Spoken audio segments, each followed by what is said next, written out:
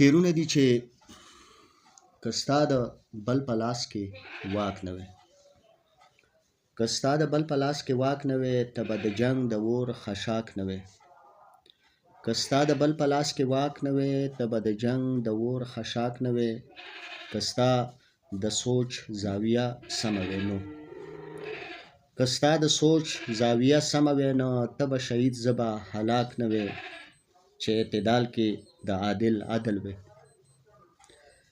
چې اعتدال کې د عادل عدل وي، وړ به د پړ د خولې خوراک نه وي. چې د ښایسته فطرت څښتن نه وي نو، چې د ښایسته فطرت څښتن نه وي نو، پښتون به دومره مینه ناک نه وي.